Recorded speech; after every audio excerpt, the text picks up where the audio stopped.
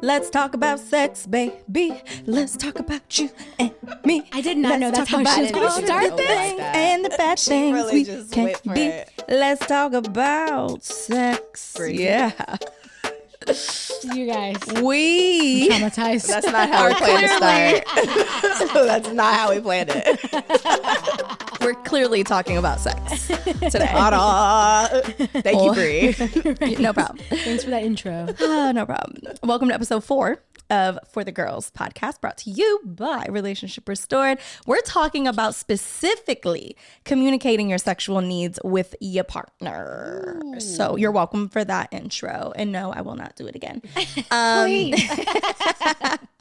So let's jump into it. How do we communicate sex? Because it could be a weird thing. Well, you need to do it. Yeah. You gotta do it. It's such an Angela uncomfortable conversation. Talk about this a lot all the time because I feel like we are like kind of like same with like where we are with sex or like where we have been with sex and like our husbands. So like this is definitely a conversation that Angela and I have a lot. It's an uncomfortable one. So uncomfortable. And I've never had the conversation until I married this man.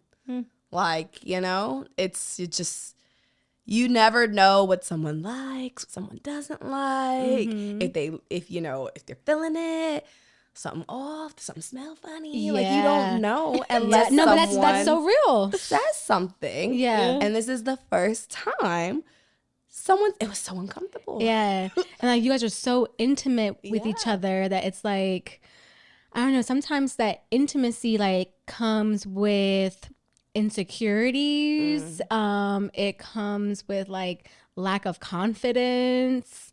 Yeah. Like I know, so I think like for me and Shane, I mentioned this before, like when we first started dating, like when we became boyfriend and girlfriend, like we had sex like nonstop for like a whole month straight. And then we went into not having sex. And I did that because I didn't want to give him like a false reality. I didn't want to give him this like representative that like he was like dating like a nympho or something, because I'm so not that. So I used to use sex as a tool in order to get what I wanted. And that was kind of like my mindset when I first got with Shane. And when I realized that I wanted something more with him, I had to change how I introduced sex into our relationship. So that's why we stopped having sex. But even like now, it's still kind of like we have moments where it's still very uncomfortable. And like, I mean, like Angela kind of like hit the nail on the head with like all of it. It's like, from, pre-baby body to like being pregnant to post-baby body. Wow, a lot of insecurities come in post-baby body. But like even with womanly stuff, like when you have like a yeast infection or bacterial vaginosis, or you just got off your period, you're not feeling super fresh down there. Like it's like, and like your man's just like, I don't care, give me that cat. Like it's like, but I don't feel cute. It's like, how do you like kind of like, how do you express to your man that it's like, I want to be intimate with you, but I'm feeling insecure, but like as a woman right now, like that's really hard to do. And I think like what helped us kind of navigate that space is like, so our relationship coach talks about this. He calls it HOT, being honest, open, and transparent. So like Shane and I are very honest with each other about everything. And we try to get into each other's boats and understand how each other's feeling about a certain situation, and like so that we can try to alter how we are reacting to it or how we're going to address it or whatever. So that's like first and foremost, is like you have to have like a foundation of being honest, open, and transparent with each other. Because if you're like, as a woman, if you're not like wanting to engage in sex with your husband or your man because you have insecurity of like what's happening in your body right now, you just need to communicate with that. Because then he's going to feel like, is she not into me? Like they don't know. He starts to have like doubts about himself as a man, So I think that is super important, like upfront. Yeah. We mentioned on an earlier episode that, so we started off like Cece and Shane having sex all the time, but we kept going all the time. I mean, I couldn't keep my hands off him, and you know, he's so into me, and like till this day, he's still super into me, and I love it. I'm super into him, but life has changed. We're married. I got pregnant.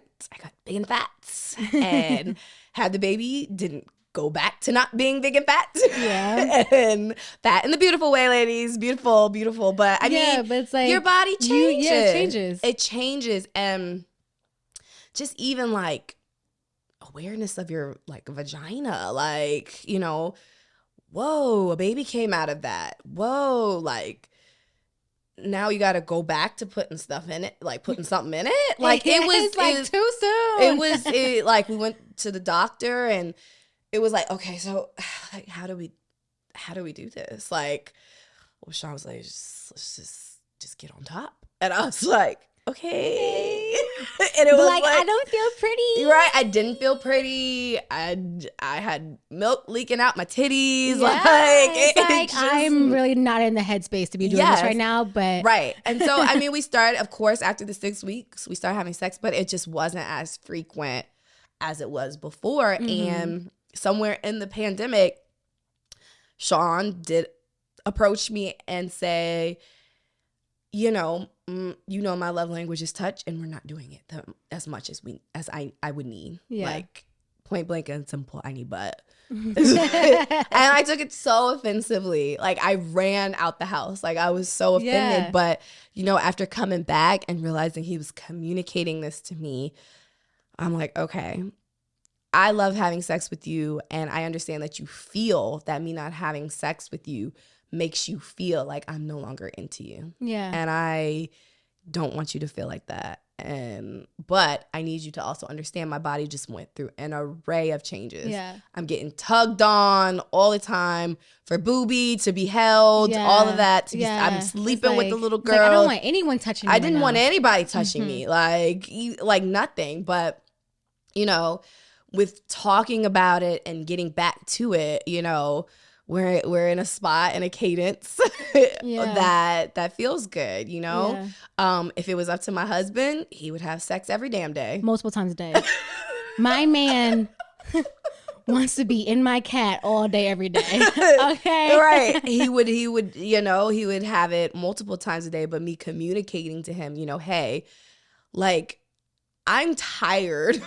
Like, you know, I'm not saying we have to have sex Monday, Wednesday, and Friday. Yeah. However, I'm saying to you that I'm just not going to be able to deliver that for you every single day. And he understands that. Yeah, of course. With communication. So now, Bree, I'm super curious to hear about your experience, because I mean, I'm sure a lot of people on this channel know about Bree and Dre's experience of waiting till marriage. But this girl waited 5 years. A long time. And so did not have sex for 5 years, and then trying to like navigate that space of now we're supposed to jump right into like having sex. Like, what was that like for you? Like, what were your expectations versus like Dre's expectations around that? Yeah, the main thing is with us, when we were waiting very, very early on, we talked about sex. Like, we definitely talked about like what we like, what our expectations were, what we don't like.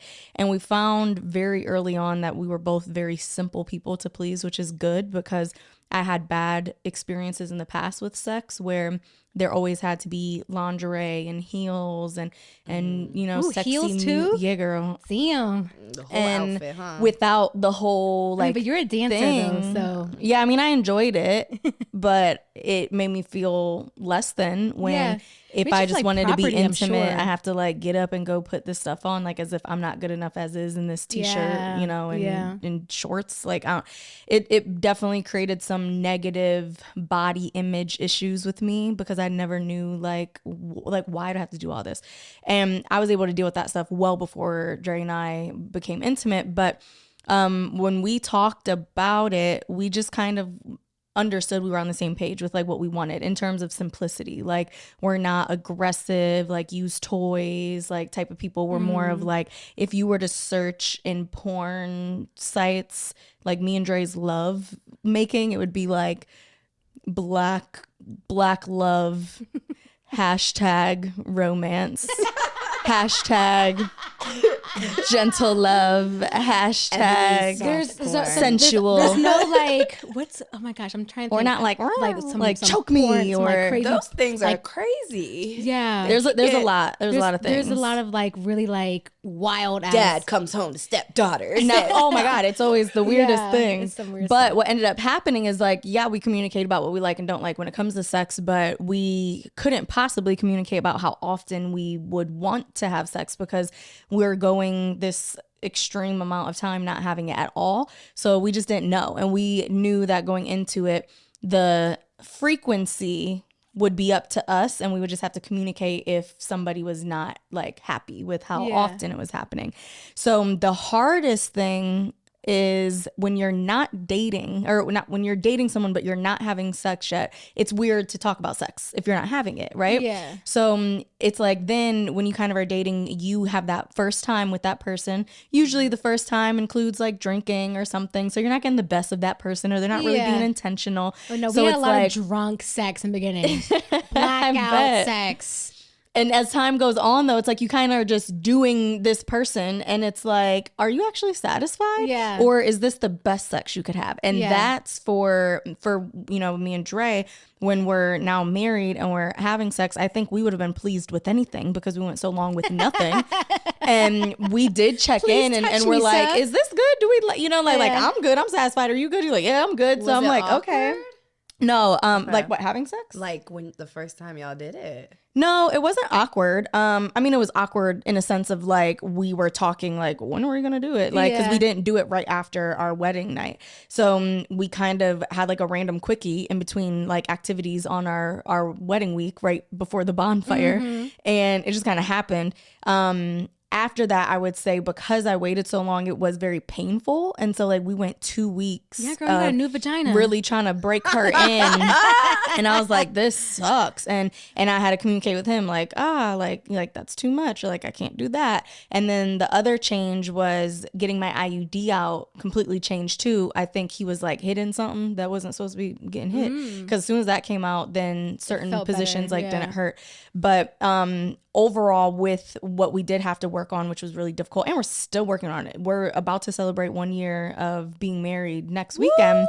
Hey, and congratulations. Yeah. And like we're still in this transition of like, we went so long not having any physical intimacy. Like a lot of people don't know, like not having sex meant everything. Like we did not touch, we did not do any oral, we did not even French kiss. So imagine going from not like making out with someone or being touched on. It's like we're either like our normal selves or we're fucking, and there's really no in between. Like we don't have like a romantic, touchy, like like if you saw us out and about, you might just think we're like homies because we miss that physical intimacy. So with that, like when is the right time to communicate that? Because it's like you don't want to like, I mean, and maybe you can, like there's like times where like you're in the moment and you're like, ooh, I don't like that. But like then there's times where it's like right now is like not the right time. Just like kind of like let him finish and then give him some feedback later. Like so like when's the right time to like communicate? And I think that's difficult. I don't know what y'all would say.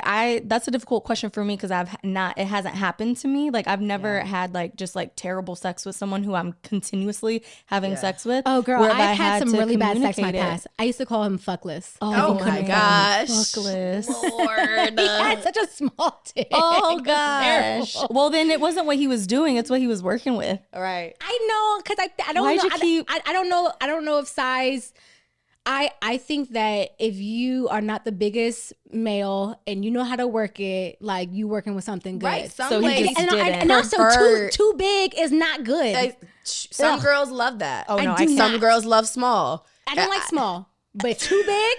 I'm like Little Red Riding Hood. I need like right in the just middle. right. Just right. Yeah. Like, don't give me Papa Bear, but I don't want Baby Bear neither. Like meet me in the middle, please.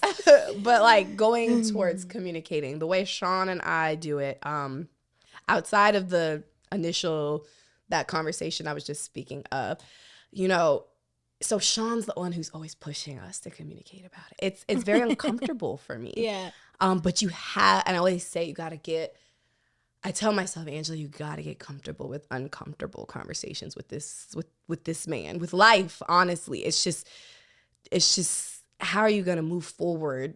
How are you going to get over stuff like this? So, do you know why you're uncomfortable?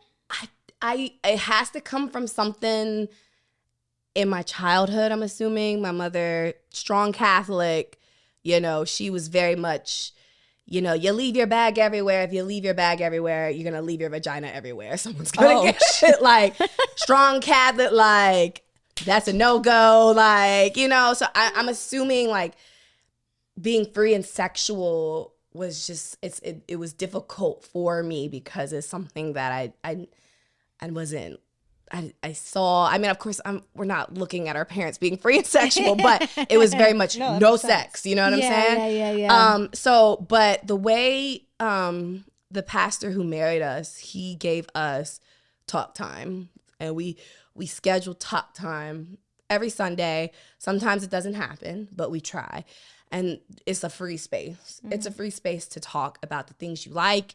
You dislike, sex, money, anything. Yeah. It's just, it's a free time, no kids, they're asleep, for us to talk.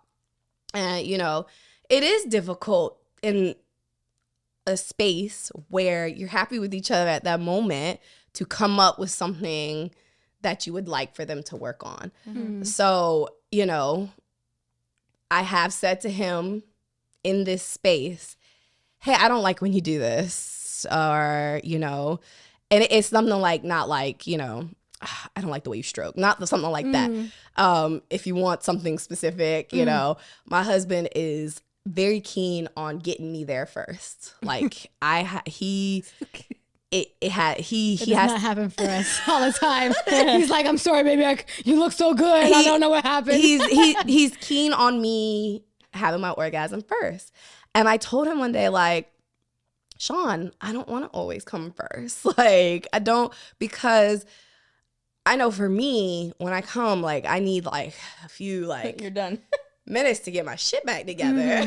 Mm-hmm. So, but if I'm aroused to the point where I'm there, ooh, I can tussle with you, my man. Yeah. Like, I get there. So I've told him that. Yeah. And he's told me that he would prefer me to get free and sexy, like do a dance, which very uncomfortable. Right, because you're a dancer too. For someone who's a dancer to turn around and just drop and do a dance for him. It took me a while. I don't know how it was for you. And even speaking with my dancer friends, like, it was just very difficult. I had to take a few shots to, like. Well, what's funny is I've never danced for Dre. He's never asked of that. Very early on, he told me, like, nah, like, I don't really like lingerie. I don't like the whole play up the situation. And I'm sure in marriage that might change. Like, it might be, we might be 10 years in. He's like, I need you to pull them tricks out, but it's not something that but that's I've the thing. ever done. Communicate. Like 10 years from now. Someone told me that sex to your partner is your ministry to them. Like, serve me. Yes. And I'm not saying you gotta be a sex slave. Please, God, everybody. Oh, no, honey. I'm telling you, you're not getting that out of me. But, like, that's the one thing you're doing with this person that you're not doing with anyone else. Mm-hmm. Yeah. So make it, you gotta talk about it. Yeah. You gotta make it so that it's free and open. You don't like this, you do like this. I don't like when you do this, Yeah. Even during the sex. I mean, I'm very open. Like, now I've gotten to a place where I am confident and comfortable, like, in my sex journey with my husband, where I'm like, that's a good word, journey. Even because it is a journey. Yeah. Even like in the moment, like if I don't like something, he doesn't take it offensively. He's just like, okay, well, what about this? On to the next thing. Yeah. And so we're able to do that. But Shane is very, very open about communicating his desires and his needs when it comes to sex. Yeah. So and I think that naturally makes you feel more comfortable because as well. It's only awkward if it's one person, like, and so Shane loves me in lingerie. Like, girl, this man, I swear to God, bought me like when I like finally got like my post baby body back and I just got that snatched, he bought me like 40 different pieces of like lingerie in all types of colors. And so like it's fun because like he'll be like, so what color is it tonight? And I'm like, I'm gonna surprise you, I don't know. But we had to like I had to like build up to that. Like I'm not naturally a very like hypersexual person. Yeah. Like Shane is like you're my lady. I love the way you look. Like you are so attractive to me. Like I could have sex with you all day, every day. Yeah. And I'm just like, yeah. I mean, I love you too, but like I'm just like I'm not always in the mood. Yeah. And so like understanding his needs, because his needs are very important to me, is like, you know, he would like sex X times a week, you know, like he would like me to initiate sex more. Oh, that one sounds like a because I term from my husband too. I still have some insecurities around sex, and a lot of that stems from traumas around sex that like I don't know. Sometimes I'm just like not comfortable initiating it. Yeah. So he wishes that I would initiate it more. You know, he's like, I really like head. Can you like give me head like this? And I'm like, okay. I was like, this is a lot of work. My jaw is cramping up, but I'm gonna do it. I'm gonna try it. I'm committed. I'm gonna try it out for you, boo. Mm-hmm. So you know, it's about being open to receiving your person's needs. Yeah. And also like, you know, like having boundaries within yourself. Like it's like if he's super into something, you're just like, I mean, I can meet you halfway, but I'm not super comfortable going over there. He has to be, you know, gotta be a compromise in sex, because you're two different people. Yeah, I mean, two different desires. I don't.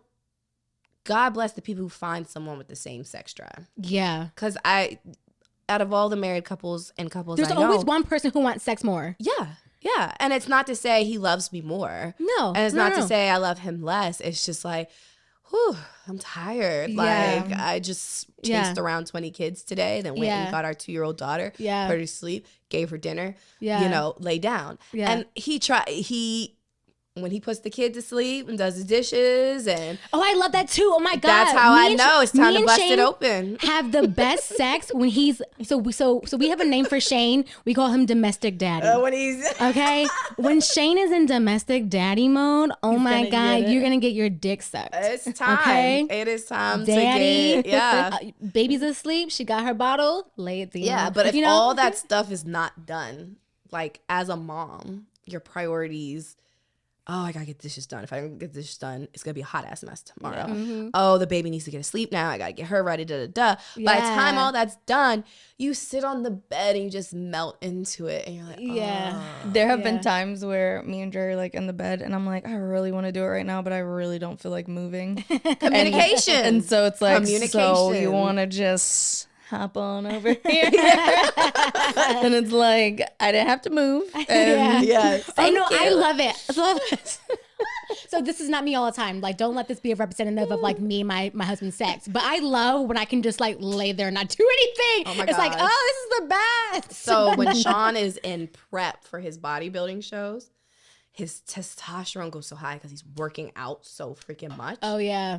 And oh my gosh, and I want to be there for him. He has to release. He has to release to the point where he knows I'm tired. He's like, just oh my God. Baby. Shane's line is, I won't even be that long. It won't take long. That is it won't even take that long. I'm like, all right. You don't have to do the work. Just lay. I'm like, okay. Just let me use you. Just be. Oh, that is funny.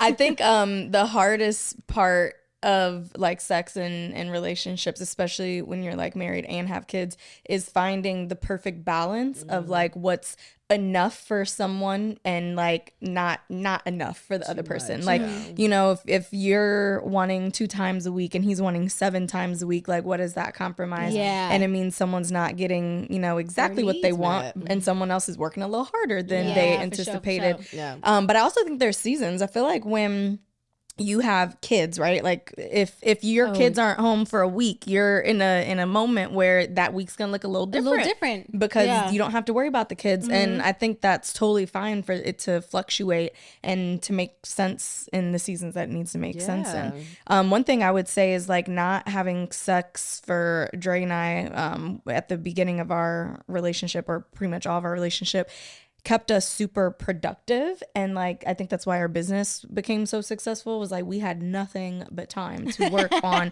the things we need to work on. So now when it comes to communicating, like in terms of sex, something I've been struggling with because of my past experiences where like I had sex so frequent and going from like waiting and not doing anything at all to now being like, I'm giving myself to you. I definitely had a lot of built up expectations that weren't talked about because of his parents being our pre-marriage counselors. Oh yeah, which So they didn't really talk about sex. They talked about intimacy, but intimacy and sex are two different things. totally. So Yeah. that's something that in our first also year how- of marriage. I'm not gonna speak for you, but for me, that would be so awkward. Uncomfortable. No, I mean, but I think that's why it didn't happen. Yeah. So what we had to do is once we got married, we had to get with another counseling couple who we could just kind of talk the shit to, like really have real conversations around those things. So it's something that we're working on now is like communicating like how if something is not done or is done, how it triggers. So when it comes to triggers, Let's right? talk about it. Yeah. Like habits, beliefs, like, for some women, like for me, if I always had to wear lingerie to have sex, then that creates a belief in my mind that I'm not like capable or able to have sex without the lingerie. So then, when you marry someone who's like, I don't like want you in lingerie, then I'm like, well, why? And like now I'm questioning a lot of my habits and beliefs that I had for so long. And now I'm like, now you're challenging those beliefs. And it doesn't mean that you love me less. It honestly means you love me more. You're like, I don't need that. So I would say like my 2 triggers is that one, like love language for me is physical touch. So it's like the moment that you're not touching me, I'm like, you don't love me. Yeah. Why don't you love me? And it's like, you just did all the great things that a great husband could do, but now you're not touching me and you don't love me. And why don't you love me? Love me, know? And it's like, it's frustrating and it's hard and trying to figure out like how to communicate. Like, I'm not asking you to, like, jump over hoops and hurdles and touch me all the time, but like meet me where I'm needing you to meet me. And then the second trigger that I feel like I have is because our boundary when we were waiting was French kissing. Like I wish that we took that boundary away because now I'm missing that. And it's awkward to just start making out because we went our whole relationship not doing that. So it's like now when we are like in sex time, I'm like, dang, we didn't even like kiss or lead up to it. Like we just got like got into it. Yeah. And I'm like, I want to be better at that. But it's hard because again, I have the habit of not doing it. So those are 2 things that I've been. Y'all had. Yeah. What are some triggers for y'all? So for me, so not so much with sex, but like intimacy. And there's so intimacy I think kind of goes with sex in a sense. So for example, Sean always like touches my butt, plays with me, feels on me, all of that stuff. And like from the past, I didn't get that. So if he's not doing it, and there was a time after the baby, he wasn't doing it. You're not into me anymore. And when I expressed that to him, he came back and was like, I apologize. I'm not showing you. And it's like simple things like touch your butt, come behind you and kiss you and hug if I'm cooking or something like. So that's a trigger for me. It makes me feel like, something's going on. Like I'll ask him and something could totally not be going on with him. He could just be dead dog tired or stressed. And I'm over here fussing at him because I feel like something's wrong. And so like working through that and communicating through that. But in terms of sex, like he has more triggers than me, I would say. Like he has more triggers than me. And what I mean by that is, not starting it. He has said that makes him feel like he's not wanted. Not doing some of the things he said he would love to see. For example, he would like to see me in lingerie. Not every night, because I am the I'll fuck you in a bonnet girl. I am definitely I'll fuck you in a bonnet girl. And he catches it with the bonnet on, okay? You got that right. He catch that bonnet. Look at that bonnet cat. What? When the bonnet is off, he is so excited. Girl, like that's how much I have sex with him. It's 2 different women. It's 2 different women.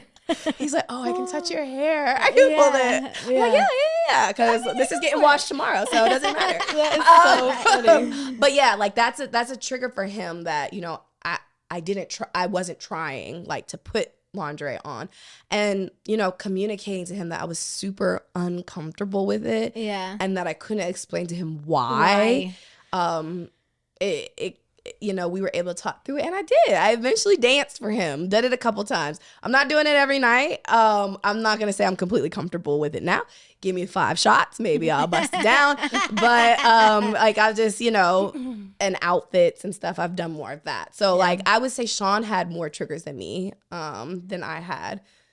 What about you guys? Oh no, I definitely had way more triggers. Oh yeah, I have way more traumas around sex than Shane did.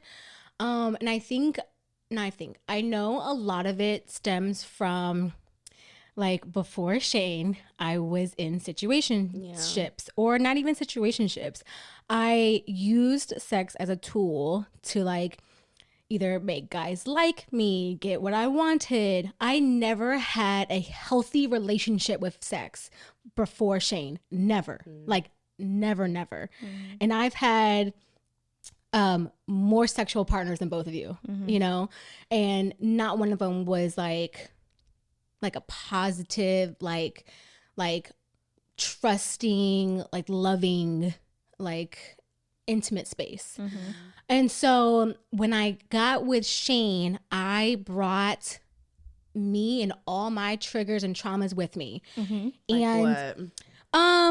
it was funny because when Shane would ask me what's your traumas around sex, and I couldn't even it's hard to vocalize right? it because I mean a lot of it just stems with not respecting myself, and then also what the traumas of how I was treated as a woman, just being treated, and I think people when they see me, because I sometimes dress sexy and I'm extremely curvy, they see me as a sex symbol, and it's when I was younger, in my 20s, that's definitely how a lot of men viewed me and what they wanted me for. And it's but also I'm a good time and whatever, I'm funny, I'm cute, whatever, but they just want the cat, at the end of the day.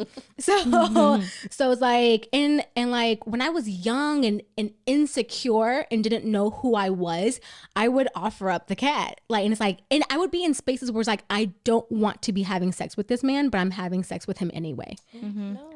Oh yeah, girl, I was in a lot of spaces like that. And so so that's traumatizing. And now you're in a healthy relationship with a man who's no, I love you. I don't want to be with anyone else. I don't want to have sex with anyone else. I want to have sex with you and only you. So why aren't we doing that? But what's great is the fact that you were able to tell Shane about your past and all of that, because a lot of girls are in relationships with people and they have all these past experiences that they don't bring up, they don't talk about. So now you just seem crazy versus him knowing where you're coming from. So major. He forced it out of me. He forced that out of me, and now we're comfortable talking about it. And it's great. Even yesterday when he was helping me kind of prep for the podcast, thinking some talking points, he stopped me and he was listen, I want you to know I love you. Your past doesn't mean anything to me because I know who you are now. And it's and he has a past too. So how is he going to judge me? I told you before, your boy was wild. So it's we both had a lot of traumas, and he had traumas too, because what actually started Shane's self-discovery journey was he was in a space where he was fucking a lot of chicks, and he felt empty inside, and he was why am I just out here tricking off these chicks, and then why am I acting like this? Why am I moving like this? And so he actually kind of stopped having sex with women and went to therapy and did some self-discovery. And it was awesome because when we met each other, we were both in that self-discovery phase. We were both kind of celibate, just cooling out. And then we came together and we were able to continue that journey of self-exploration, and also as a unit, that exploration. But yeah, I think, even still, a lot of my insecurities around sex stem from a lot of those past experiences that were very, very toxic, very unhealthy, against what I wanted to do. It's funny, I remember this I remember this moment very vividly where I was sexually assaulted, and like, and I wanted to leave, and I just felt like I was just, I don't know, I felt like not, I can't even say like I felt like I was being held captive or like whatever, but it kind of felt like that in that moment, you know, and it's like this man took advantage of me because he had power and was like, and access to stuff. And like, I was just so young and insecure that I just allowed it, but it's not what I wanted at all. Right. And so just trying to forgive myself for those past experiences and then be in a space of like, my man is not going to judge me for any of that. And also I'm safe. I'm loved. I'm desired. Like, in a different way, not just like, oh, you girl, you fine as hell, like what's up? And it's like, no, baby, I love you, like you're my wife, you know. So it's just, it's different, but we've definitely like moved past a lot of that and like talked about it, and you know, and we're still navigating that, right? Yeah, I was gonna say, I feel like it's a forever conversation. It's always gonna be had. The conversation that's not gonna end. Very, very early on, Cece, I just remember like things between you and Shane where like you guys were just really open to like trying different things. You were having those conversations, like even when you were like, guys, I'm gonna ask Shane to like not have sex for like, you know, however long, and his response was always like, yeah, sure, okay, like we're, you know, whatever you want. Like, you know, you guys were very flexible. And then also when you didn't fully wait the length that you wanted to, you guys were like, well, it's like we really only did it because we're just trying stuff out. And you guys have just always been on the same page with that, at least communicating. Like even when at times you're like, he always wants it more than me, he's aware, he's fully aware of that. Oh, very. And I think that that's major, is like whoever you're with, you have to be comfortable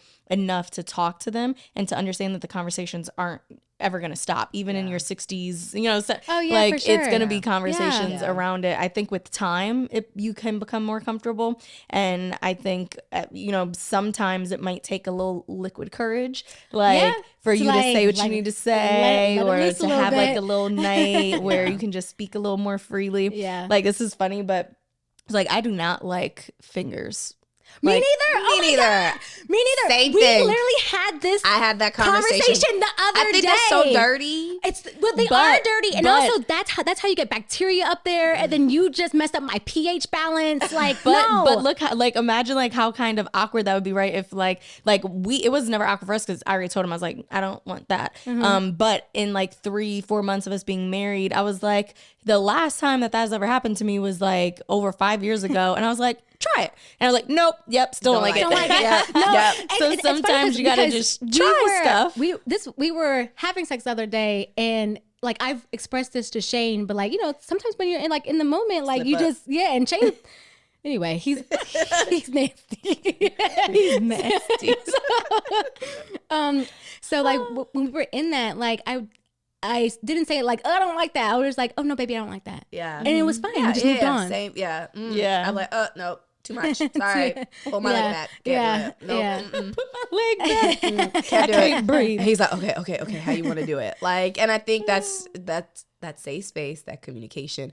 My sister said something to me. She said, you know, sex is, some people don't think it's important, or like they'll go through those moments where they're just having it with everybody. But sex is the only time when you're with a person that you're seeing them explore themselves, like what they're enjoying. You're seeing that person in their most vulnerable moment. Yeah. You know, and I get there's threesomes, there's group sums, there's all kinds of things out there, but when you're specifically talking about sex with your husband or your wife, like I am watching him explore himself and what he likes. I'm watching him explore that with me, inside of me. Like, do you realize that? Like, you realize what that is? Like, I never thought about it like that. Yeah, but you are seeing him in his most vulnerable moment. Yeah. I'm pretty sure if there was any man right here, if they say the moment a man's about to nut is probably the moment. That's the most vulnerable you're gonna ever see a man is when he's coming. Okay. Right? Like that.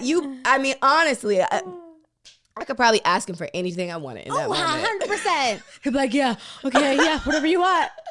So like, it has to be that there has to be some emphasis on how like important that is. And that is a conversation again that has to continue to be had. And like when you said that people having this conversation in their 60s, you know, my dad had prostate cancer and all that stuff was shut off for a while. It was different. And my mom, you know, she said she felt, you know, she felt that way. Yeah, she felt they're in their 60s. Yeah. First, I'm like, ill. Y'all are still doing that. Shane's parents are in their 70s. I'm pretty sure they're still having sex. I'm like, ill. They got too much swag. Yeah. B, I'm sorry. was what I said. Like, oh my gosh, like, yeah. So yeah, it's just this show is about communicating sexual needs. I feel like if you're married and you're married for the long haul, like be prepared to have that uncomfortable conversation. Yep. For the rest of your life. And understand as long that, as it's functioning. It gets better though. Like, it's not always uncomfortable. Yeah, it gets better, I was gonna like, say, if you go into I'm much it, more comfortable with time. Like Shane literally asked me yesterday because I mean, we are firm believers that there's two primary things that break up a marriage. It's money and sex. Yeah. Okay. So, you know, we just like check in with each other. He was like, "Are you good?" I was like, "What do you mean?" He's like, "Are you like, are you good? Are you happy? Are you in a good space with where we are financially? Like sex, like how we're having sex, how frequently we're having sex?" And I was like, "Well, one, I'm great. Like, do I, like, when it comes to like financially, do I want more? Yes. Do I desire more? Yes. But do I know that we're working towards that? Yes. Are we going to achieve it? Yes. It's just like not right now, but we're in our journey. Like, but like right now, we live a great life. We live on the top floor in an apartment building, looking of a loft apartment, looking at the U.S. Capitol. Yeah. Okay. I have great views. Like, so like there's that. And then when it comes to like the sex, it's like, I told him, I was like, I want to have more sex with you. And like for Shane, he's like, sure. But he's like, oh, I'm not asking like what you think you could be doing better. Like, are you satisfied? Yeah. Are you good? And I was like, oh baby, like, is there anything that I can do more for you? Yeah. And like sometimes like one thing is like, we're still exploring like what I really like because I had such negative experiences with sex and like I never really had sex with someone who truly cared about me. No one explored like, how can I satisfy her? It was always about like him getting his nut off, you know? So it's like, there's like stuff that like, I'm still very unaware about with my own sexual journey. It's like, you know, like what really turns me on? What do I really like? What, you know, what are my favorite positions? Like, how do I like to be touched? Like, do I like candlelight in music? Like, you know, do I like dirty talk? I don't personally like to talk dirty, but if you talk to me, I will respond back. But it's like, I can't. That's why Sean likes me coming home drunk. Like, so because my mouth gets a little. I was gonna say, I think that's the only time words might come out like actual. Girl, otherwise we'll laugh. I'm not good with the dirty talk. Like I'm not either. I'm not. I mean, I'm pretty sure when I'm drunk, it's like it's off real girl, nice. When I'm drunk, but all bets are off the table. Yeah. Like it's who knows what's liable to happen. I mean, my daughter came when I was really drunk, and like he pulled out, and I was like, put it back in. And well, that'll do it. The same thing happened to me, except I wasn't drunk. Oh, I was very.